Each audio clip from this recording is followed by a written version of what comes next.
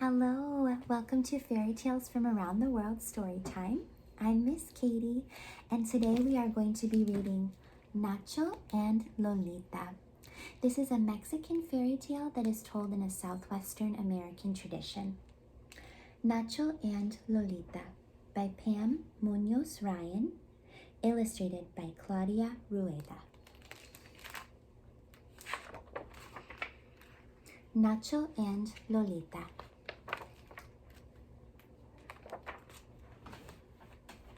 Once, when the two Californias ran alta y baja, high and low, along the Sea of the Pacific, a mysterious bird landed on the branch of the mesquite tree in the valley of San Juan. His name was Nacho, and he was a pitacoche. Rare and majestic, he heralded the sunset with whistling songs and carried the colors of the world on his feathers. From his perch on the edge of the churchyard, Nacho could see the panorama. Acres of dirt rolled into thirsty riverbeds that held only a trickle of water. Nothing grew in the fields. Even the leaves of the mesquite tree matched the adobe of the Mission San Juan Capistrano. What a dismal place, Nacho thought. Everything seemed to blend into the same brown landscape. Except for Nacho. With a little too much pride, he spread his feathers, preening and fluffing as he waited for the day to fade. Then, at the moment the sun closed its eye, Nacho trumpeted the passing of the light with a song, his trill like a mysterious wind. Oh-ee-ah, oh-ee-ah. A crowd gathered to admire his evening ritual. He is so beautiful, and his call is so haunting. He must be a spirit from the past, someone whispered. Or a prophet of the future, said another. Nacho knew the truth. He was only a pitacoche. For thousands of miles, hundreds of years, his brilliance sometimes brought him attention, but what good was it when he had no other bird to share it with? The busy churchyard was a pleasant change from Nacho's lonesome travels. He watched people prepare for the March feast of St. Joseph. He listened to the talk about the return of golondrinas, the swallows. And the more he heard, the more curious he became. It's a miracle, said one man. Every year, the tiny birds cross the great waters to this very place. Arriving on the feast day, then when the days grow shorter, they leave again for another world, always together. Una familia fantástica.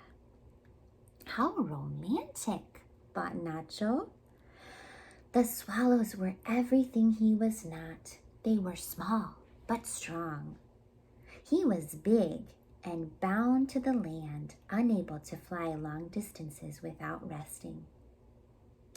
They were a fantastic family, flying together over the ocean. He didn't belong to anyone. Intrigued by the people's preparations and caught up in their enthusiasm, Nacho wondered what he could do to help. I have nothing to offer, he thought, except my song. On the feast day, Nacho woke to the clanging of bells. Ding dong, ding dong. People ran into the churchyard and pointed skyward. Los golondrinas, they cried. A scout swallow circled above, then another, followed it by a flight of swallows trailing in the sky. All morning they came, swooping down toward the mission and landing on the eaves. One small swallow chose the belfry of the chapel to make her nest. All day she flew back and forth to the riverbed, gathering bits of mud and twigs. Each time she passed Nacho, she peeked at him. Did she notice my glorious feathers, he wondered, my regal stature? I am colorful and noble. Or was it something else? Could she see my pitiful and lonely spirit? As the small swallow made her last trip of the day, the sun said good night and Nacho began un arrullo, a lullaby. Every swallow leaned forward to hear the magnificent serenade. The small one stepped on an ox cart and listened. When Nacho finished his song, he plucked one of his feathers and flew to the ox cart. As was his destiny, once a colorful feather was spent, a gray feather grew back in its place. But Nacho didn't mind. When the swallow took it in her beak, by the mystery of the ages, it became a blue hibiscus flower. What is your name? Nacho asked. Lolita, she said, her cheeks blushing, the fairest pink. Lolita, Lolita, he repeated, and his voice filled with notes he had never dreamed of singing. Days passed and Nacho cheerfully busied himself among the swallows. He carried bits of dry grass and dollops of mud to their nest, especially Lolita's. After the speckled eggs appeared, he used his wide wings to protect them, especially Lolita's. When the chicks were born, he searched for beetles, flies, and spiders and delivered them to each home, especially Lolita's. Thank you, Nacho, she said. You are splendid and you are magnificent. Nacho's bright feathers fluffed and his heart felt as cozy as the warming breezes. Every evening his lullaby echoed throughout the mission. Lolita, oh-ee-oh. By summertime, Lolita and her chicks were always by Nacho's side. Nacho was so full with affection and purpose that he could not remember a time before he came to the mission. Together, he and Lolita watched the chicks fledge and fly. As the days grew longer, they stayed in the fields until sunset, foraging for worms and bugs. Then, one day, a September gust brought a message with the wind, and a hint of uneasiness settled among the swallows. I'm afraid we must leave soon, Lolita reminded him. And now there is talk that we will never come back. The water is drying up. We need mud to make our nest. We need flowers and trees to attract insects, so there will be enough food. Without the river to guide us, we will easily miss this spot next year. Aww. Nacho panicked. He'd forgotten that Lolita would have to leave. Now she might never return. Stay with me, he pleaded. It's too cold here in the winter. I must migrate or I will die. You come with me, she begged. You would love it in the South Americas. Rivers overflow the banks, flowers decorate the fields. Lolita looked toward the ocean as if she couldn't wait to cross it. And the sunsets are the color of papaya. Nacho hung his head. I can't fly that far, he said sadly. I am too big. I've asked the others, said Lolita. There is one idea that might work if you are willing. Lolita led Nacho to a quiet cove. "Carry this branch in your talons," she said. "Fly as long as you can. When you grow tired, drop the branch into the water and rest on it. Then wait for your strength to return so you can fly again." Nacho did as Lolita instructed and bobbed safely in the calm water. He practiced every day until the October morning when the scout swallow left and the others prepared to follow. Could he really go on with them? Just the chance made him feel as if he could fly forever. At last, the time had come to leave the mission. Nacho and Lolita hurried to a cliff's edge facing the vast ocean. Nacho gripped the branch. The breeze lifted him, and he followed Lolita over the rough open sea. But after a very, very short distance, Nacho was exhausted. He dropped the branch and landed on it just as he'd practiced.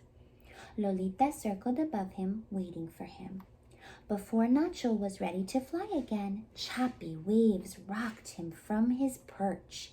He splashed and he struggled, and he began to sink. "Nacho! Nacho!" cried Lolita. He slipped farther and farther beneath the swells.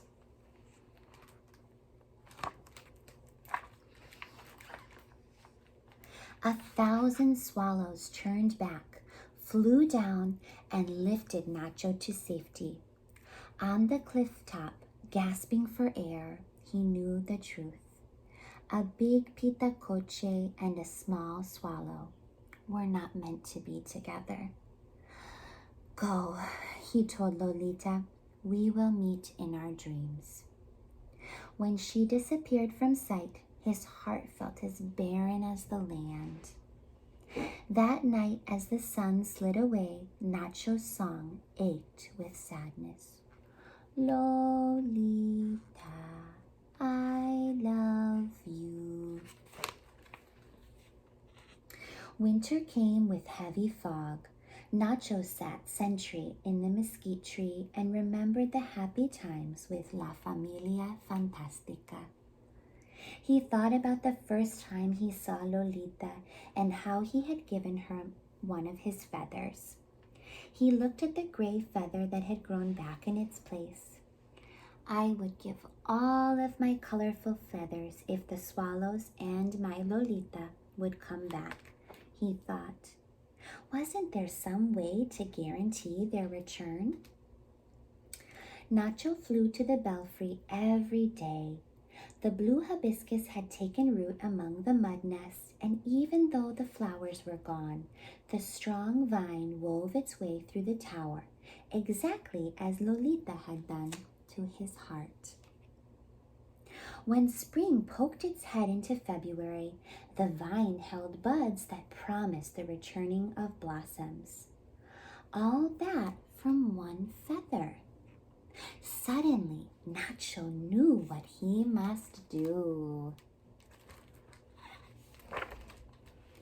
In March, when the people began their preparation for the Feast of St. Joseph, Nacho began to prepare too. He flew to the fields, plucked his orange and yellow feathers, and as fast as he planted them, the acres bloomed with poppies and mustard. He left a trail of blue feathers in the riverbed, and it overflowed, filling the small creeks and marshes. He pushed green feathers into the soil until plants danced in the breeze, and orange trees flourished. He tucked feathers over arches and balconies, and draperies of bugavana appeared. As Nacho worked, he wondered if the swallows would find their way. Determined, he planted feathers in every patch of earth in the churchyard until a splendor burst forth. Look how beautiful! All from Nacho's feathers. Nacho had used every feather except for one. When the hollowed bells rang as they'd never rung before, Nacho searched the sky for Lolita. A million thoughts raced through his mind. What if she doesn't recognize me? What if she doesn't like me now that I'm as drab as a mud hen? Nacho watched the scout swallows dive around the mission in a frenzy of joy and excitement. One after another they came, followed by a flurry of swallows. He turned his head toward the heavens and waited. Look at that beautiful churchyard.